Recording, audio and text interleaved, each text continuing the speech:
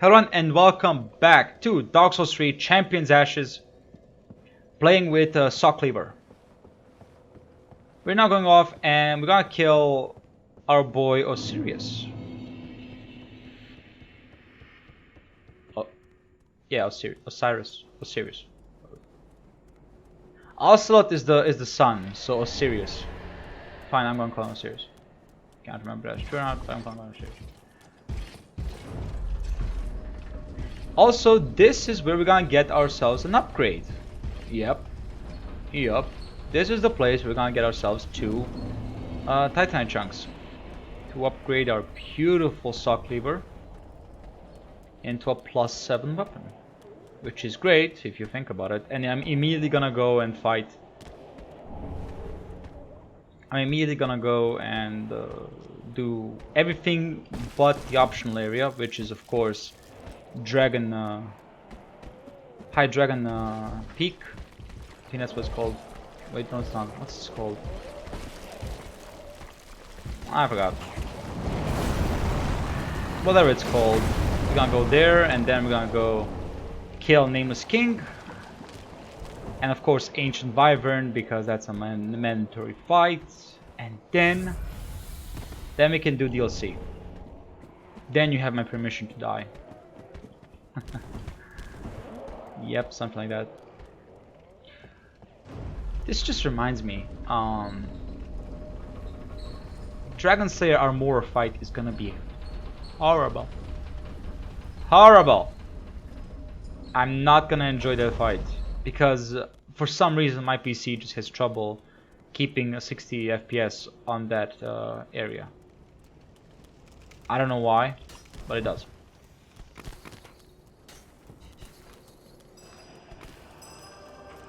Oh well. Hi, Titan Chunk. Have you missed me?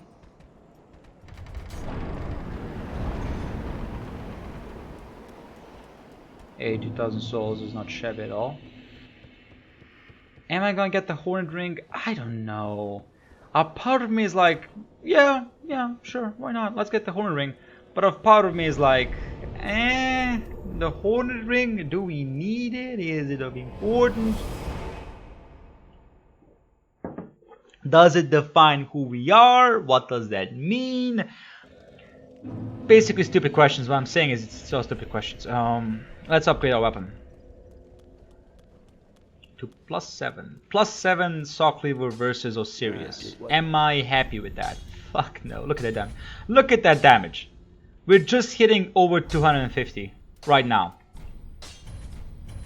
I'm so worried that this is gonna be shit damage. Wait, what the fuck am I talking about? I did a soul level 1 playthrough of this game. Why am I being a bitch all of a sudden? I did a soul level 1 I beat Dancer with soul level 1, no upgrades, broadsword raw +0.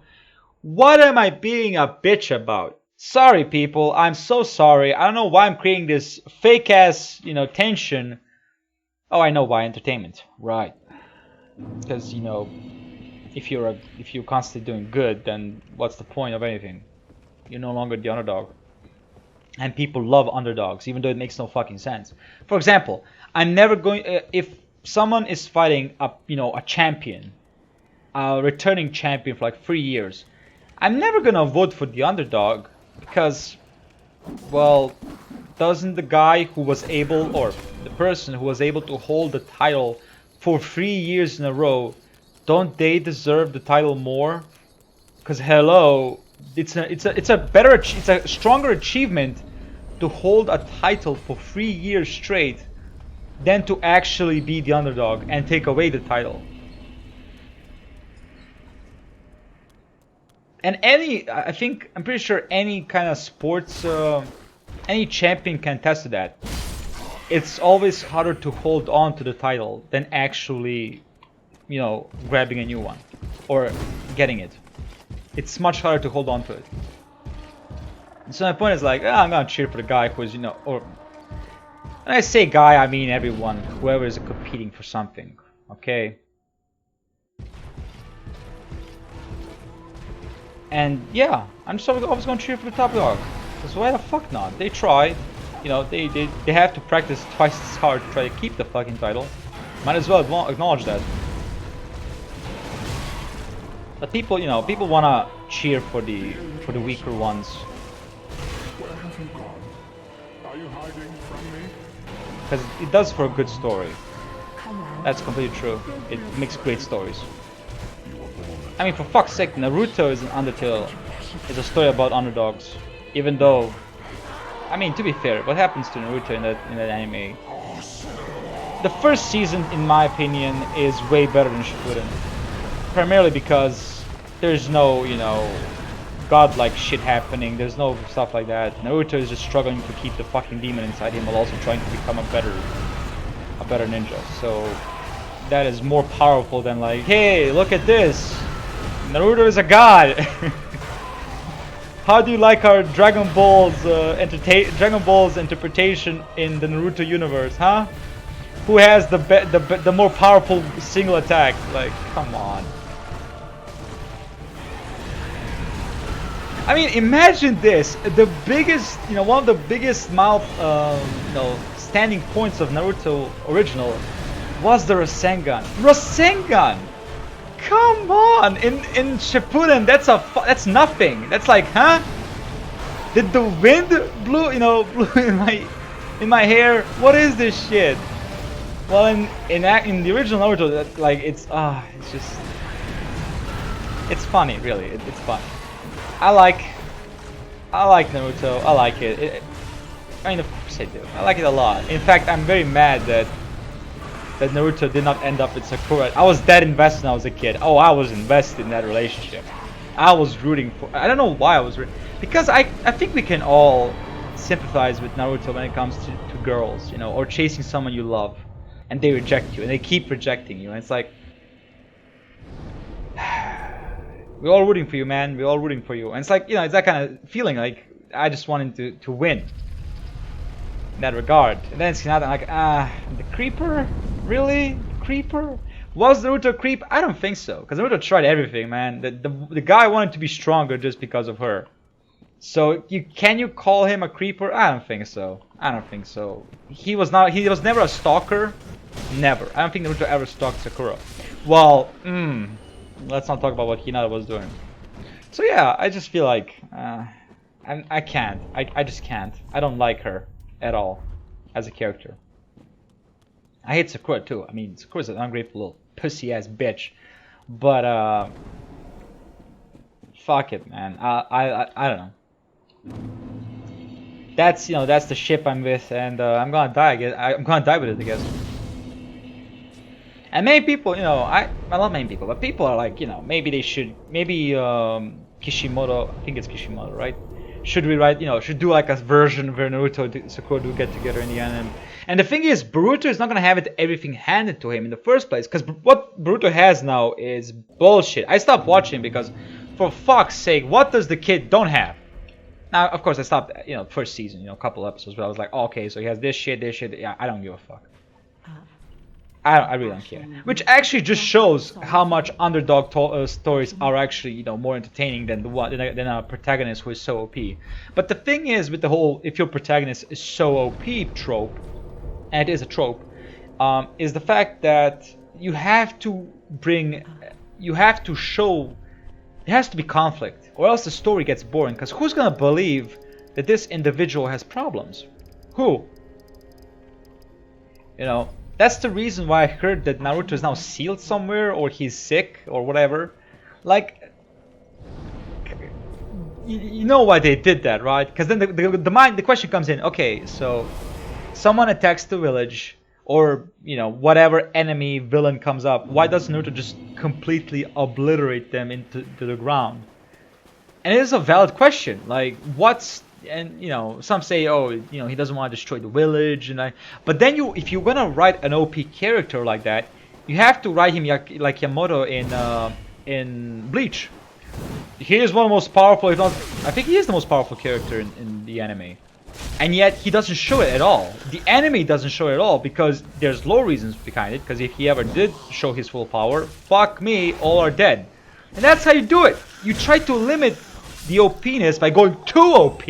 Like going overboard with OP, and then you shackle the character by saying, hey, if he, you know, if they ever went full on full turbo mode, or yeah, turbo mode, because we're gonna quote Plankton now.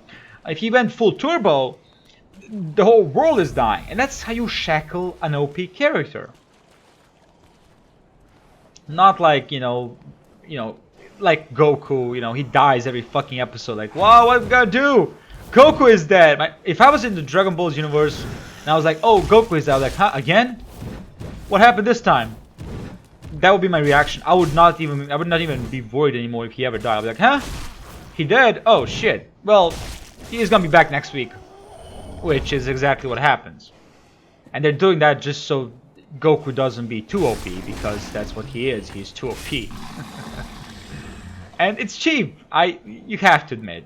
No matter how big of a Dragon Balls fan you are, you gotta admit it's fucking cheap. How many times are they gonna kill Goku and then bring him back because, you know, hey, we can't kill Goku for real because well, the fans are gonna hate the game, the anime, for good reasons, by the way. Dragon Balls is Goku. Like, I don't care what the fuck you're gonna say. Dragon Balls is Goku, and if you're ever gonna kill Goku, I'm pretty sure 90% of your audience is gone. Gone. Or it's gonna be divisive, because, you know, look at Last of Us. They killed Joel. They killed a father figure. A father figure anyone in the fucking universe should relate to, because I fucking do. Because I know damn well if anyone tried to hurt my child, guess what's gonna happen? I'm blowing up the fucking building. I'm not killing everyone inside it, I'm blowing up the fucking building. Pure and simple. And the same reason is, if somebody killed my mom, fuck that. There is no such thing as waiting for justice. No, the justice is gonna be a bullet between their heads. Because nothing, no matter what kind of, unless the state executes them, there is no justice you know, equal to what I lost. Pure and simple. Unless it's a life for life situation, I don't know. And you might be saying, oh, that's, you know, forgive. What is there to forgive? What is, you know, the life in prison bullshit is nothing. A life was still lost, and I know it's not gonna bring anyone back, but I'm not gonna care anymore. I will not care. I will just look at it like, I don't give a fuck. You took my mother's life, you're losing your life. Pure and simple. Now, am I prepared for slow deaths? Fuck no. I'm a simple man. Bullet to the head does the job. Pure and simple. I hate the whole, you know, executions, hanging, doing with lethal injections. No. The old styles, man. Bullet to the head. Simple, clean. Clean, I don't think so, but simple, yeah. Pure, simple. Everybody loves it. Because that is true justice then. A life for a life. Because, you know, the whole turning your other cheek, bullshit, you know, all that stuff, not giving your loved ones back if you want that kind of... It works. It works if it's a small thing. Okay, you stole something from me, fine, go to jail. You know, fine, that's your judgment, that's your punishment.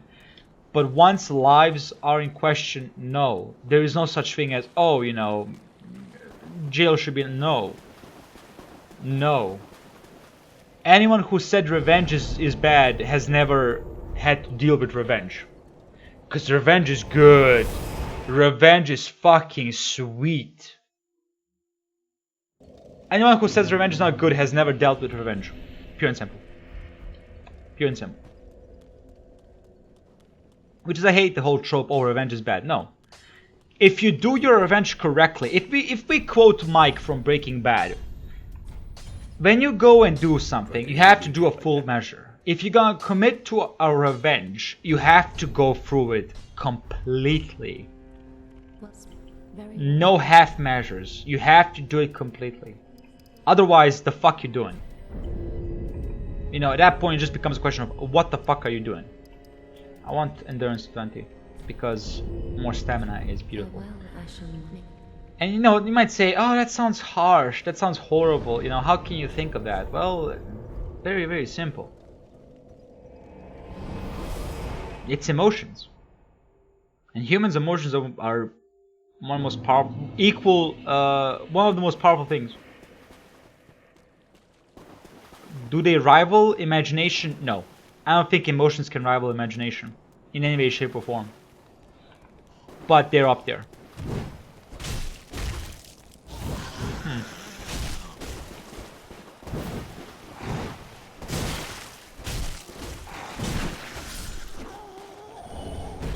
By the way, Frida still has her old dash. Doesn't get a new one. And I don't think the enemies get new dashes. I think you the player only gets a dash, which I'm happy with, by the way. I'm happy. Now, of course, the one, you know, the whole Frida having a dash is badass as fuck, which I was happy with. Let's not forget that. But as I said, I'm okay with only me having the dash. No one's gonna cry about that. So yeah, those are my kind of opinions on things, and you know, many people are gonna try justifying, you know, the fact that Ellie didn't kill Abby and all that shit, and I just feel like it's stupid. It's the most horrible writing ever. No one is gonna stop someone from killing them if they imagine their loved one who they lost. No one. In fact, you're gonna go harder. There's nothing. Here's how I look at it. If I was, you know, confronting Abby and I was Ellie and I imagined Joel in that moment, and I would be like, I would go in frenzy. I would go insane at that point, because that just reinforces the point of what I've lost. So pure and simple. And the fact that, you know, they went, you know, they tried to kind of like, forgive. It's not better. Because here's what forgiveness brings in this kind of situation: resentment. And I would argue resentment is worse, because it's gonna boil inside of you. It's never going to leave, because a part of your mind is always going to be like, look what you allowed to happen. Why did you allow it to happen? Why would you do that? It's resentment. Resentment is one of the worst things in the world, because then it's never gonna leave you. Never. It's just not going to. It's going to be it's like conscience. It stays there and it never leaves. And at one point, the person who is full of resentment is going to explode. And who is going to be in the vicinity of the explosion? Who knows? But it's going to be a breaking point that no one wants to see. So yeah, it's better to just deal with it and move on than to leave it be. And I think that's what's gonna happen with Last of Us and with Naughty Dog. There's strong emotions, people hate the game, rightfully so, and all that. But what's gonna be even worse is resentment. People are gonna build resentment to Naughty Dog and to Sony. Well, maybe not Sony, but Naughty Dog definitely. And to Neil Cuckman also. Yes, I'm not gonna say his last name. Fuck that. Fuck him. People are gonna full on resent. People will hate them for what they've done, because people love their kid. Which is another reason. Another thing people don't, or some people don't think to understand, is people love their characters. People get invested in their characters. You know, that's simple. It's a simple fact. People love their characters. And when you see a character that you love for such a long time be killed off, or be killed in general, it becomes a... It doesn't become a nice feeling. It doesn't become something like, why do I have it? Okay, whew. It doesn't become something special. No, it becomes hatred. It becomes like, why did you do this? I didn't ask for this. Why did you do this? It becomes that kind of point of, it's pure on hatred as, why would you kill my, you know, this character that I invested my time in loving. And it becomes, you know, I'm thinking, oh, it's a fictional character. But first of all, Joel, Ellie were designed to be liked. They're designed to play with your emotions, to get attached to them. You cannot play with people's emotions, make them get attached to something, and then be surprised when you kill them off. It doesn't work like that. People will hate something like that, because then it feels like pure manipulation. And it feels like, why did I waste 7 years of my life liking Joel if you're just gonna kill him off? What is he then? And, you know, people talk about, you know, rightful deaths and all that. You know, what kind of death should Joel have? No death would have been appropriate. None. Let's just be real here. No death would have been appropriate. But you can cope with deaths. You can cope with, if it was this kind of death. You can cope with them at least. With good deaths, you can cope with them. But with shitty ones, you just can't cope. Because what is there to cope with? You don't have any comforting, not feeling, but there's no comforting action here. A comforting action would have been for Ellie to kill Abby. That would have been a comforting action. She didn't do that. So there's no comfort here. The player is left with nothing. Just like with Ellie, you're left with nothing. And you're supposed to like that. I don't know what kind of individual it takes to like something like that. I really don't know. Like, that is next level depression Nihilism? I don't know. Like, I'm not a nihilist. I'm not an optimist too, but I'm not a nihilist. I'm a realist. To its fullest extent, I'm a realist. And seeing something, I just know. And nihilism is also stupid if you think about it. Because at the end of the day, what drives you forward? Hope. Because then there's no reason to live. Think about it. I talk about, you know, the whole meaning of life and all that, and why do people, you know, the reasons to live and all that shit. And it's all about you and what you decide your goal in life is. That's the meaning of life to you. Because no one has, there's no such thing as a concept of, you know, meaning of life and all that. It's all about what you decide to do with your life. That's, you know, what's your goal? What's your end goal? That's your meaning of life. And if everything is nihilism, everything is horrible, then what the fuck are you doing? What the fuck are you actually doing? It's just, what?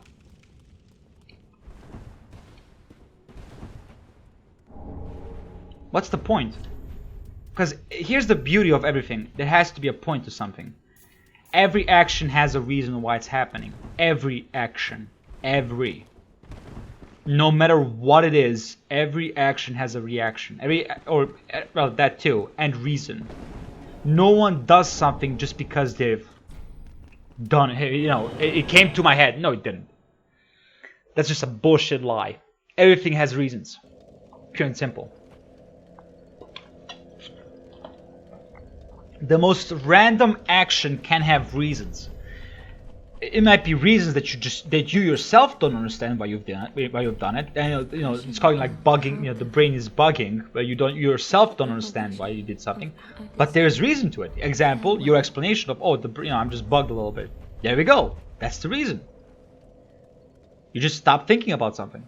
And you know, it's that kind of action. And I don't want to be talking about this kind of shit because I talked about this in general a lot, and there has been nothing to prove me wrong. And if you're just gonna keep, you know, in my opinion, if I'm just gonna keep reiterating the same fucking thing over and over again, I'm gonna start being like Was and be like, oh yeah, this is just the definition of insanity. Talking about the same fucking thing and nothing changes, and then what's the point? But you know, the things I'm talking about is, it's human nature and humans in general. And humans are, I mean, there's two types of humans: those who easily change and those who don't. Pure and simple. If you know, some old habits die hard and all that. That is all true. That is all true. And can you argue, is everyone easily manipulated? You can argue that is true. You can argue that every person is easily manipulated, because it all depends on what kind of strings you play with. But then you might argue, well, it depends also, because it depends on the philosophy of the individual. Maybe people, you know, some are not that. Even if you play the right strings, maybe they're not that easily manipulated. And you know, those kind of things. But are there gullible people in the world? Of course they are. Are they a victim of anything? No, not really. What can they be a victim of? Biology? I mean, yeah, sure, I guess that. But other than that, not really. Now, can they, you know, can the individual who is manipulating them be at fault? Yes. But they can only be at fault for exploiting the, you know, exploiting the weakness of the individual. So yeah.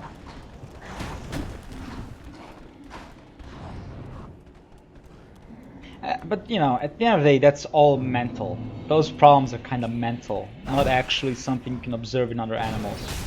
And when something is a mental problem or a, you know, mental issue, it becomes complicated, because we, no matter how much we strive in medicine, we still don't fully understand the human brain. And that's where the problems arrives. When you don't fully understand the human brain. Because how are you supposed to understand yourself if you don't understand the human brain? And that's the thing, you know, if you think about it, all that, the brain, you know, when you say something about yourself, you're talking about your brain and nothing else. Your body is, yeah, sure, it's your body, but your brain is the one saying it all. So it's like, at the end of the day, the brain is in charge. The brain is in charge, and if the brain doesn't like something, guess what? Your stomach is not gonna like something. Your taste buds are not gonna like something. You know, simple as that.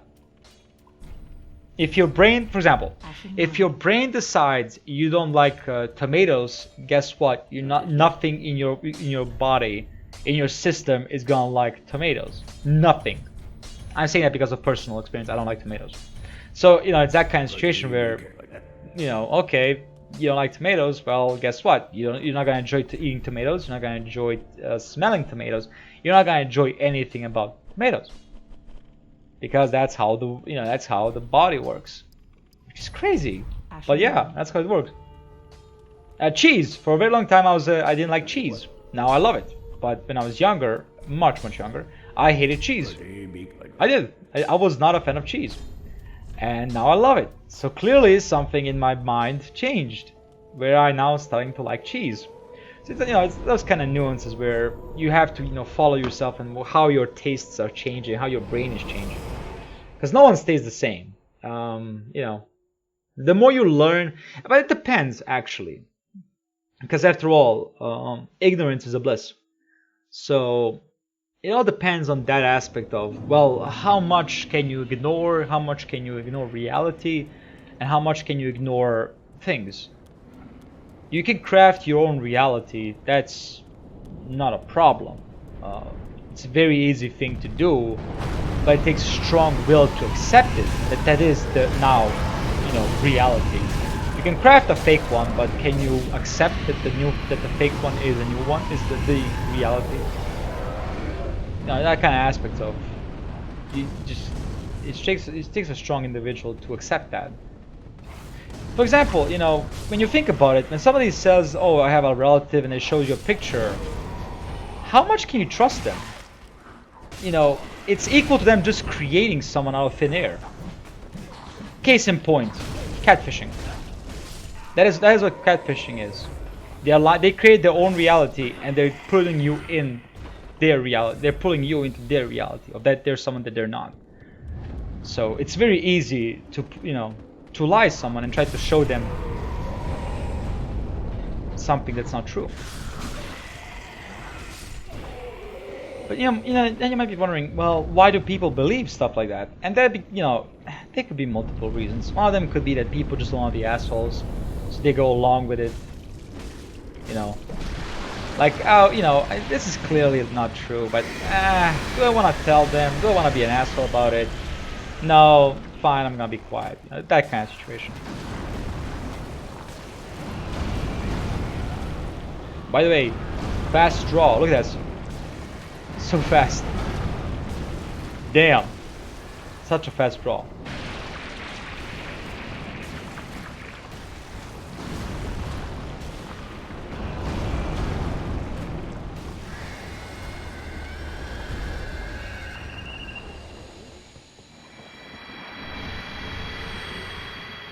Two Titanite chunks, 2 embers, and I think 1 large Titanite shard. And this is a chunk too. You get a lot of chunks in this place. A lot of chunks.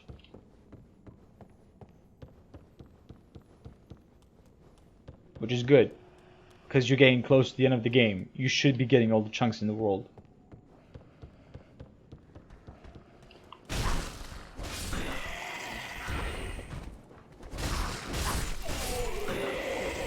This is an ember, right? Scale! My bad. Do I need the scale? Fuck no. I in no way, shape, or form need the scale. But, hey, it's good to have. For what reason? That's actually a good question. For what reason? I don't know. I do not know for what reason.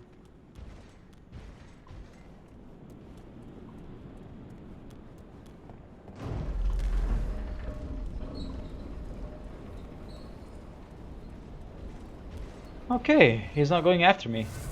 That is nice. I don't want the red tearstone ring, obviously.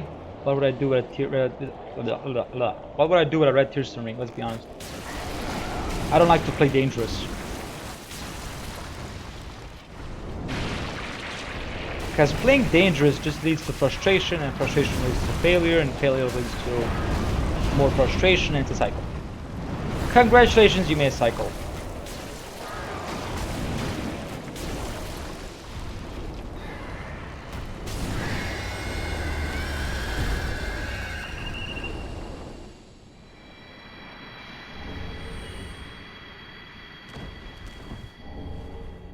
Thank you for the thank you for the large Titan shard.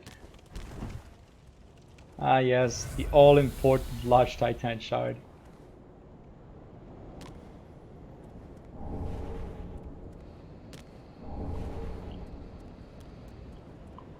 Ah, thank you. The chunks though, the chunks are amazing. And they're worth picking all of them up. All of them.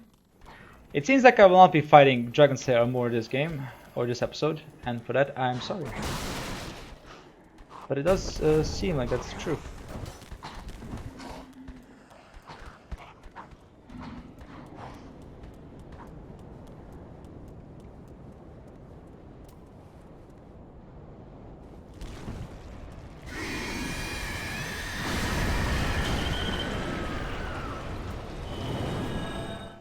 Let's go back to Filing Shrine. I'm gonna upgrade everything I need to upgrade, and I'm gonna end the episode. And then we're gonna fight.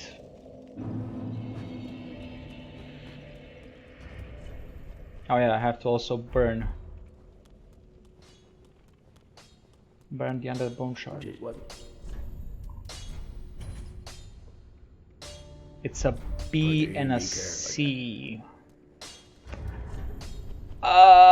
It's a quality weapon. Oh no. One of my... I hate quality weapons. There's one thing I hate in this world, quality weapons. I'm sorry, quality weapons, but the fact I have to invest twice as many levels into leveling up something to be as equally good is horrible. I don't like that. Let's go to Dance of the Burl Valley Bonfire, and then I'm gonna end it. I truly do hate those quality weapons. It's like, can you please decide? Like, please! Please!